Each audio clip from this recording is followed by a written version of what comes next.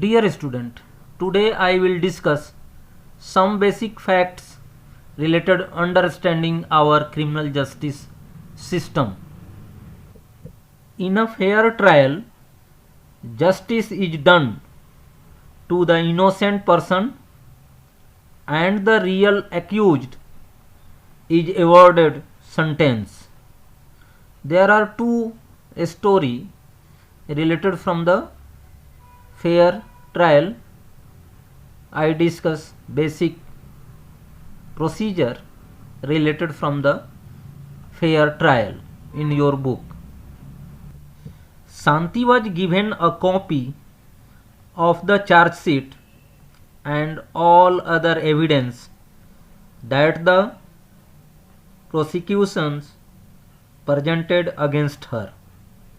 Shanti was charged with the offense of theft that was defined as a crime in the law. The trial was held in an open court in public view.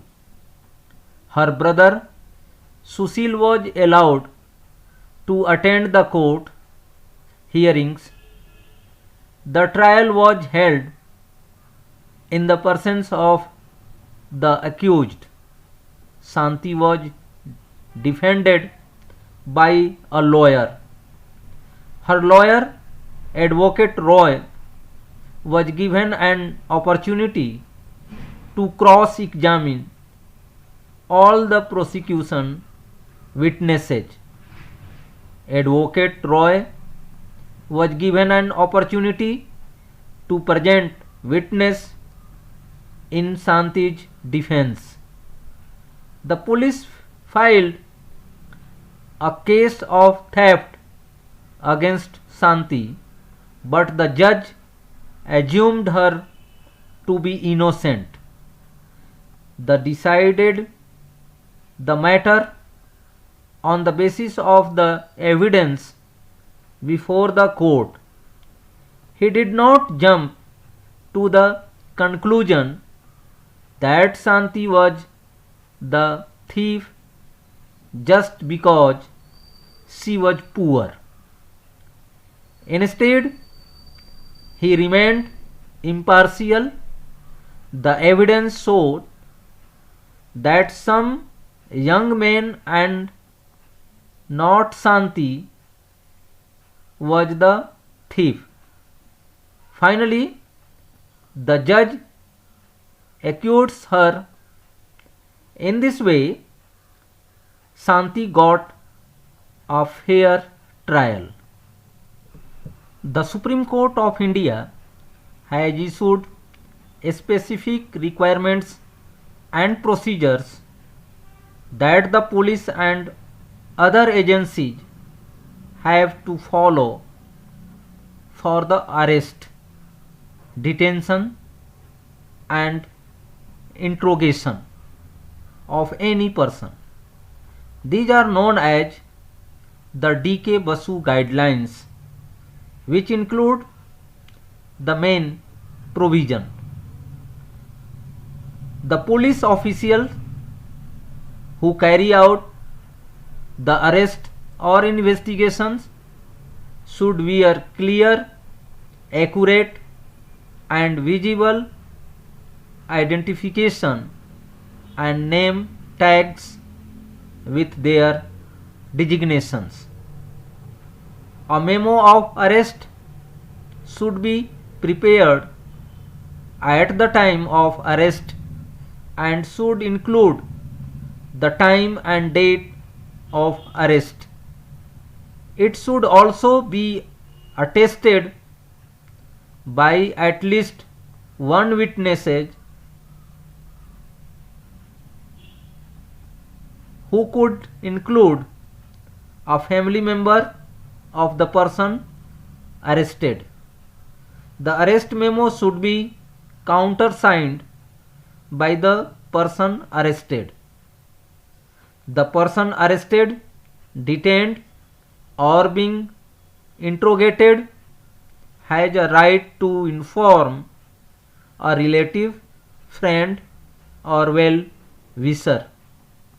When a friend or relative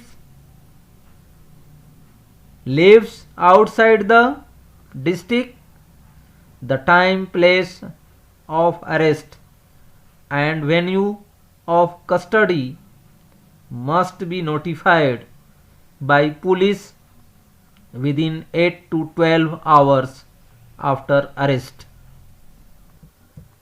Police investigations always have to be conducted in accordance with law and with full respect for human rights. In this connection, the Supreme Court has issued some guidelines that the police must follow at the time of arrest, detention, and interrogation. The police are not allowed to torture or beat or shoot anyone during investigation. They cannot inflict any form of punishment on a person even for petty offense. Some important words and their meanings. Witness. It refers to the person who is called upon in court to give a first-hand account of what he/she has seen, heard, or knows. Detention. It refers to the situation when the police forcibly keeps someone in custody. Investigation. It refers to an official examination of the facts about a crime. Cross-examine.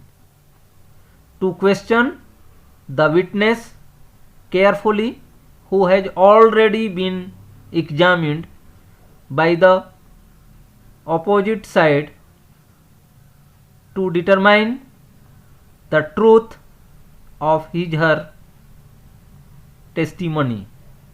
Evidence. It refers to the facts or signs that make you believe that something is true. Offense. Any act that is defined by the law as a crime.